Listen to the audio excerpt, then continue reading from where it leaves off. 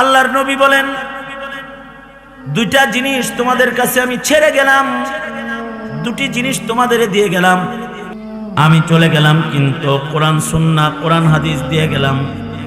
এইটার উপরে তোমরা চলবে, কোরআন পথ প্রদর্শন করবে। ইন্না হাদাল কোরআন ইয়াহদি, কোরআন মানুষদেরকে রাস্তা দেখাবে। নবীরা যেমন পথ দেখাইছেন, কোরআন ওইরকম কিয়ামত পর্যন্ত মানুষদেরকে একাত্মবাদের পথ দেখাইতে থাকবে। কোরআন মানুষদেরকে কিয়ামত পর্যন্ত, আনেওয়ালা মানুষদেরকে আল্লাহ পর্যন্ত পৌঁছাবে। এবং এই কোরআনের হিফাজতের জিম্মাদার স্বয়ং আল্লাহ নিজে হয়ে গেছেন। ১৫০০ বছর আগে আল্লাহর রাসূল কোরআন নিয়ে আগমন করেছেন।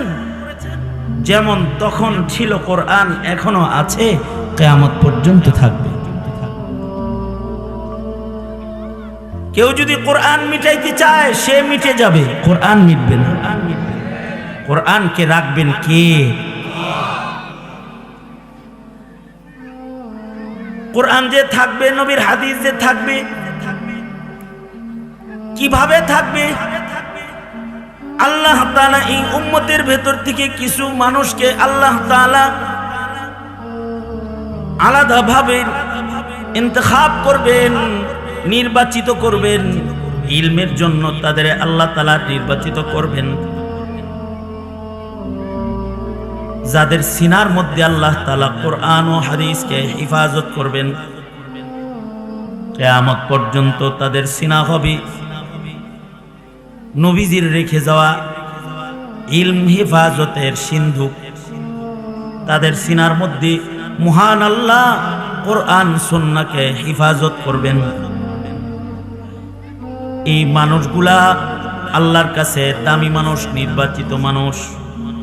নবীরা যেমন নির্বাচিত, কিয়ামত পর্যন্ত এই উম্মতের যত আলেম আসবে তারাও আল্লাহর নির্বাচিত।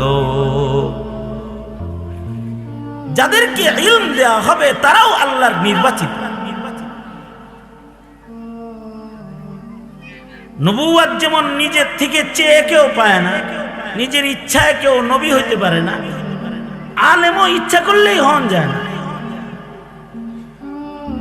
ইলমের ওয়ারাসাত, এটাও আল্লাহর নির্বাচিত, নির্ধারিত। যাকে আল্লাহ তাআলা নির্বাচন করবেন সেই ইলমের ওয়ারাসাত। আল্লাহ যার ভালো চান, আল্লাহ যাকে দামি বানাইতে চান, মাইরিদিল্লাহু বিহি খাইরাই ইউফাক্কিহু ফিদ্দীন, আল্লাহ পাক তাকে ইলম দান করবেন। যাকে আল্লাহ তাআলা চয়ন করবেন, মনোনীত করবেন।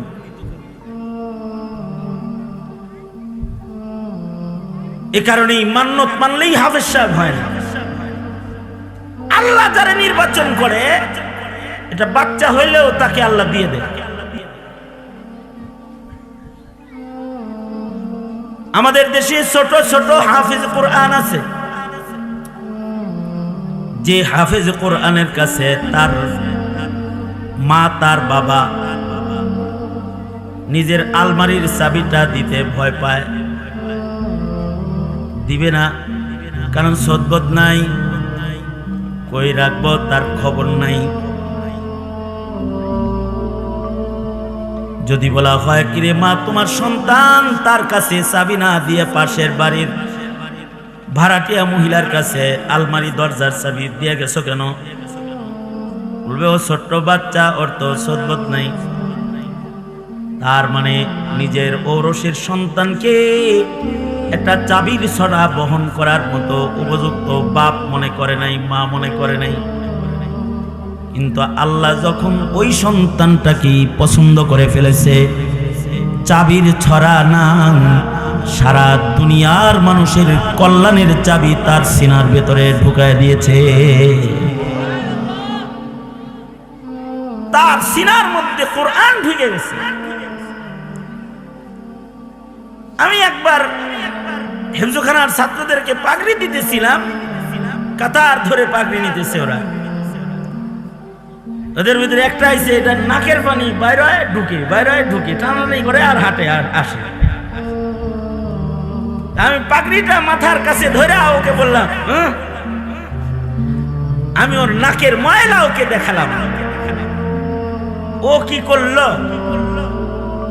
হাতটা দিয়ে এমন একটা টান দিল, হাতে লাগাইলো, জামায় লাগাইলো, গালে লাগাইলো, পুরো এক বিভৎস হালত করে ফেলল। আমি টিস্যু দিয়ে ওর চেহারাটাকে মুইসা ওকে ভালো করে বুকে জড়ায় নিলাম। হাফেজ সাহেবকে বললাম, হাফেজ সাহেব এমন একটা বাচ্চারের সামনে দাঁড় করাইছেন, নিজের নাকের ময়লাটা কেমনে সাফ করতে হইব এটা জানে না, ওর কি কোরআনিয়াত আছে? তো হাফেজ সাহেব বলে, হুজুর 17 জন যে কয়জন রে পাগড়ি দিছেন, এর ভেতরে বিনা লুকমায় যদি কেউ কোরআনে কারীম শুনাইতে পারে তাহলে এই বাচ্চাটাই পারবে। আল্লাহর কালাম পুরাটা পড়বে, ওর লুকমা যাবে না। কারণ নবীজির উম্মতের ভেতরে এই ইলম লাগবে, কারণ নবী হবে না, নবী আসবে না, ইলম লাগবে। কাকে দিবেন ইলম? যাকে আল্লাহ নির্বাচন করবেন তাকে দিবেন। সে যদি বাচ্চা হয় বাচ্চারই দিয়ে দিবেন। ব্রেনের শক্তি দিয়ে কেউ ইলম হাসিল করতে পারে না, ক্ষুরধার ব্রেন হইলেই হয় না। আল্লাহর পক্ষ থেকে তাকসিমে ইলম তার থাকতে হয়।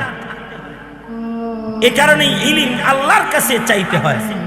ইলম আল্লাহ বলে, নবীজি আপনিও ইলম আমার কাছেই চান। অকুর রব্বি জিদনি ইলমা। আল্লাহ তার বন্ধুকে শিখায় দিয়ে বলে, বন্ধু আপনি আমার কাছে ইলম চান। এই এই এই দাঁড়াই রয়েছিস কে? সর এখান থেকে যা। এখানে দাঁড়াই রয়েছিস কে? জারবারি গ্রুপ অফ ইন্ডাস্ট্রিজ লিমিটেড কোথাকার আখবাসুন নাস কথা কাছে এনে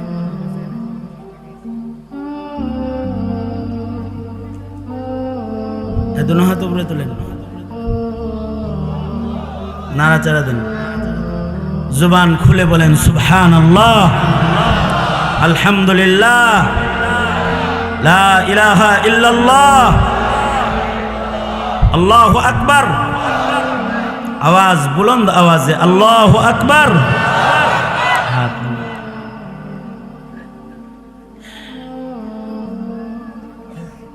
ইলম তো আল্লাহ পাকের নূর, এটা আল্লাহই হিফাজত করবেন।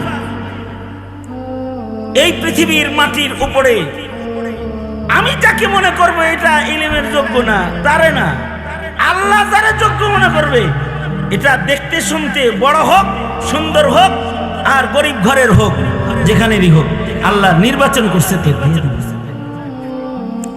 যালিকা ফাজলুল্লাহ ইউতিহি মান ইয়াশা। আল্লাহ যাকে চায় তাকে ইলম দেয়।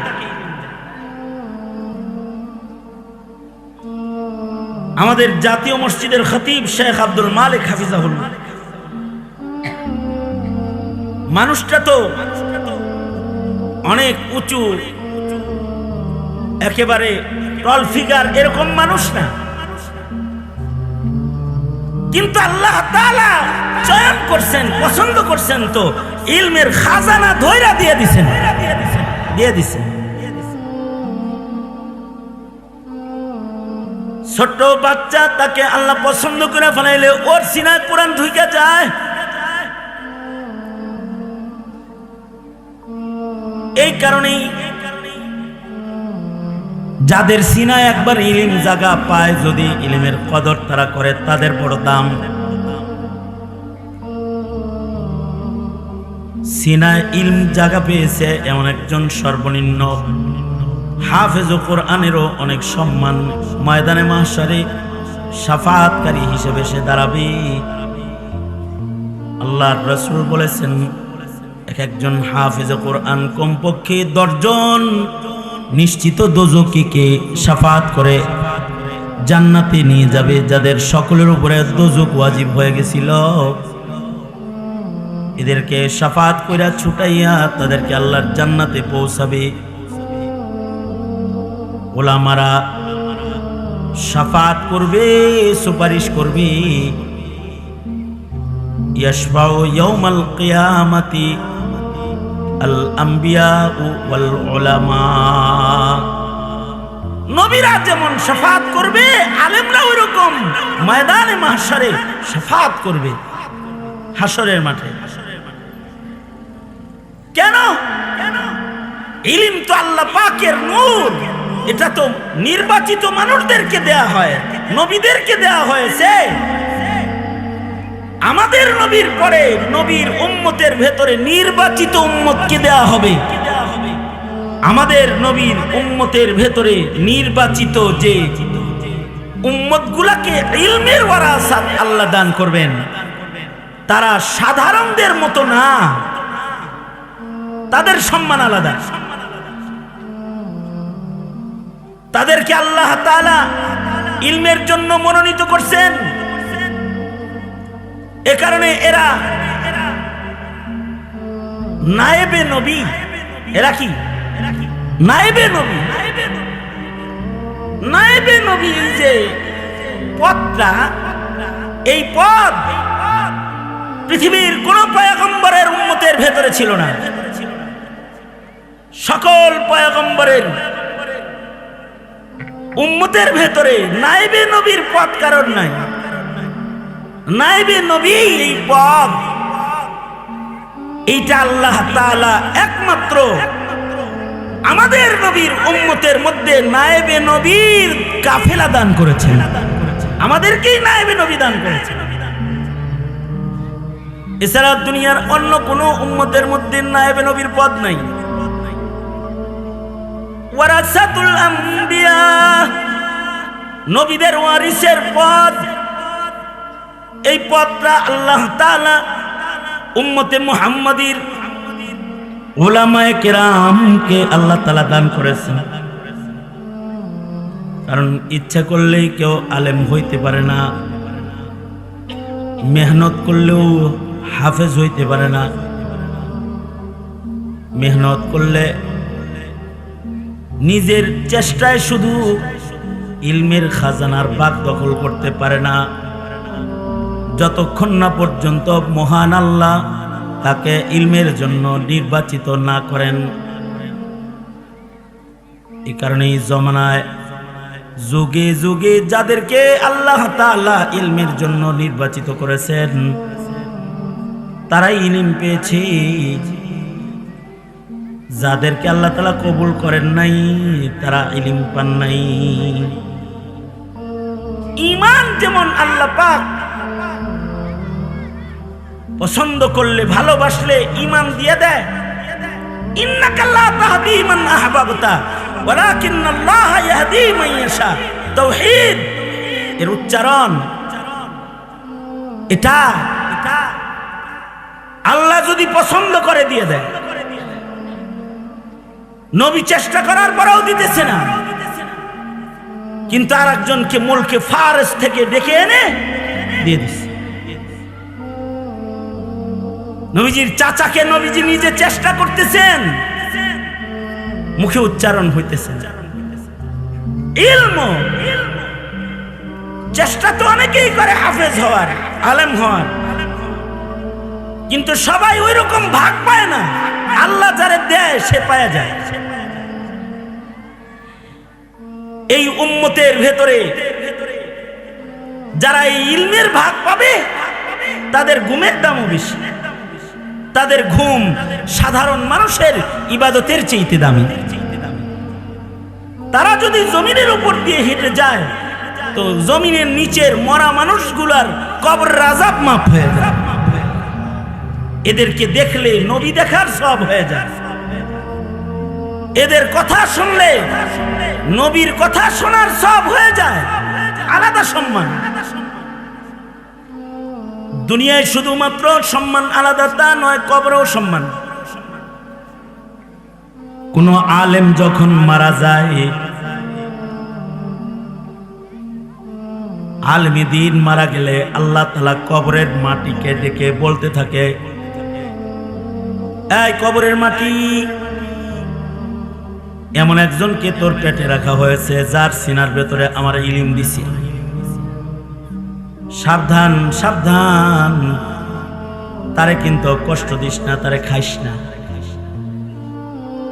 এমনকি আরেক riwayate আল্লাহর রাসূল বলেন, ইন্নাল্লাহা ইয়াবআসুন নাসা ইয়াউমাল কিয়ামা সুম্মা ইউমাইয়িজুল উলামা ফায়াকুলু ইয়া মাশারাল উলামা ইন্নী লাম আযা ইলমি ফীকুম লিউআযিবাকুম ইযহাবু ক্বাদ গফারতু লাকুম।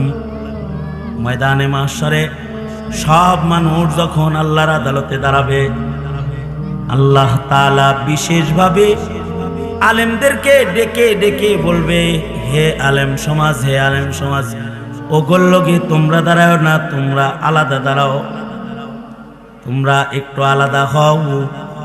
তোমাদের সিনায় আমি ইলম রেখেছিলাম, তোমাদের সিনাকে আগুনে ফেলবার জন্য না, যেহেতু তোমাদের সিনায় আমি ইলম হেফাজত করেছিলাম, তাই আজকে এই বিচারের দিবসে আমি তোমাদের সবাই রে মাফ করে দিলাম, জান্নাতে চলে যাও।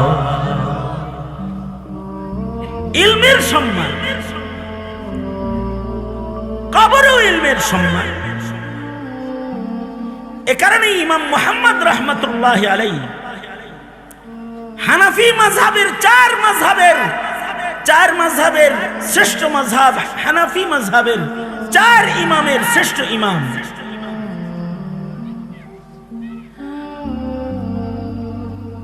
ইমামে আজম আবু হানিফা রাহমাতুল্লাহি আলাইহির খাস শাগির্দদের একজন হলেন ইমাম মুহাম্মদ ইবনে হাসান আশ-শাইবানী। ইমাম মুহাম্মদ রাহমাতুল্লাহি আলাইহি আল্লাহ ওনাকে ইলম দিয়েছেন কেমন? উনি ইমামে আজম আবু হানিফা রাহমাতুল্লাহি আলাইহির ক্লাসে যায় বসছে, ওনাকে উঠায় দিছে, যাও হিফজ শেষ হইলে আইসো। 7 দিন পরে আসছে, আবার বসে রইছে। ইমামে আজম বলে, মুহাম্মদ কোরআন মুখস্থ করছো, ক্লাসে বসছো কেন? জি মুখস্থ কইরা মারে খতম শোনায় আইছি, ইয়াদও আছে। 7 দিনের ভেতরে কোরআন মুখস্থ করে আবার আইসা পড়ছে। তাহলে পিয়ালাটা, ইলমের পিয়ালাটা কেমন পিয়ালা যে 7 দিনের ভেতরে কোরআন পুরাটা ঢুকে গেছে। এছাড়াও ইমাম মুহাম্মদের ইলমি মাকাম বড় আলী। ইমাম মুহাম্মদ রাহমাতুল্লাহ আলাইহির সিয়ারে সগীর, সিয়ারে কবির কিতাব পড়ার পরে জমিনের আলেমরা বলেছে কোরআনের পরে আর কোনো আসমানি কিতাব নাই, কিন্তু যদি আসমান থেকে কোরআনের পরে আল্লাহ তাআলা কোনো কিতাব নাজিল করতে, তাইলে ইমাম মুহাম্মদের জবানে আল্লাহ তাআলা কিতাব নাজিল করত। এত নিখুঁত লিখনি একজন আলেম দ্বীন, একজন ইমাম হলেন ইমাম মুহাম্মদ রাহমাতুল্লাহি আলাইহি। ইমাম মুহাম্মদের ইন্তেকাল হয়ে গেছে। জমানার এক বড় আলেম স্বপ্নে দেখতেছে ইমাম মুহাম্মদ জান্নাতে আছে, মরার পরে দেখা হয়ে গেছে স্বপ্নে। জিগাইতেছে, কেমন আছেন? আলহামদুলিল্লাহ, আল্লাহ ভালো রেখেছেন। কি কারণে আল্লাহ আপনারে মাফ করলো? কোন কারণে আপনি আল্লাহর কাছ থেকে মাগফিরাত পাইছেন, সুন্দর মুআমালা পাইছেন? ইমাম মুহাম্মদ বলে, আমার সিনায় যে ইলম জমা হয়েছিল, আমি যে ইলম হাসিল করেছিলাম, আমার সিনার ইলমের সম্মানে মহান আল্লাহ আমাকে মাফ করে দিয়েছে। মনে মনে ভাবতে পারেন স্বপ্নে কইছে, কিছু কিছু স্বপ্ন ওহী, বলবেন এখনো ওহী। কিছু কিছু স্বপ্ন যেহেতু ভালো স্বপ্ন, সেগুলো ওহীর স্বপ্ন যেরকম এর একটা ভিত আছে, এর একটা গ্রহণযোগ্যতা আছে। কিয়ামত পর্যন্ত ওহীর ৪৬ প্রকারের এক প্রকার স্বপ্নেরও একটা গ্রহণযোগ্যতা আছে, থাকবে। স্বপ্নের গ্রহণযোগ্যতা আগে থেকেও ছিল। তার মানে কেউ স্বপ্নে দেখলে আবার হে নবী না। তবে এই ওহী এমন ওহী যে এটা রুইয়ায়ে সালেহা হিসাবে, সাদেকা হিসাবে উম্মতও দেখতে পারে। এক কিসমের স্বপ্ন রুইয়াতুন সালেহাতুন রুইয়াতুকা সাদেকা সাদেকান। আল্লাহর রাসূল বলছেন তোমার স্বপ্ন সত্য স্বপ্ন, তুমি যা দেখেছো সত্য দেখেছো, ভালো স্বপ্ন দেখেছো। এই জাতের স্বপ্ন যেগুলো ওহীর ৪৬ প্রকারের এক প্রকার। তবে এইটা নবী দেখলে পরে ওইটা ওহী হিসেবে গণনা হইতো, উম্মত দেখলে এটা ওহীর প্রকার দেখে এটা আবার হে আবার ওই কাদিয়ানির মতো যদি কয় আমি স্বপ্নে পাইছি, না। স্বপ্নের একটা গুরুত্ব আছে, স্বপ্ন সত্য হয়। এ কারণেই আল্লাহর রাসূল সাহাবায়ে কেরামের স্বপ্নেরও তাবির করতেন। অর্থাৎ স্বপ্নে তাদের কি দেখানো হয়েছে এটা আল্লাহর রাসূল বলে দিতেন। এটা নবীজির এক নিয়মিত আমল ছিল। নবীজি ফজরের নামাজ পড়ে বসে যেতেন আর জিজ্ঞাসা করতেন কে কি দেখছো? স্বপ্ন, ভালো স্বপ্ন দেখলে নবীজি এটার খবর দিতেন, খারাপ দেখলেও নবীজি দিক নির্দেশনা প্রদান করছেন। সাহাবায়ে কেরামের কোন স্বপ্ন যদি নবীর সমর্থন পেয়ে থাকে তাহলে সেটা ওহী হয়ে গেছে একেবারে, সেটা কামেল ওহী। যেরকম সাহাবীদের ভেতরে আজান স্বপ্নে দেখেছেন আব্দুল্লাহ বিন যায়েদ বিন আব্দে রাব্বিহি, উনার এই স্বপ্নকে নবীজি সমর্থন করেছেন। আজানের আলফাজগুলো আসছে স্বপ্নে, কিন্তু এটা ওহীর সম্মান। কোরআনের আয়াত যেমন মানতে হয়, নবীর সমর্থিত স্বপ্ন ওই রকম মানতে হয়।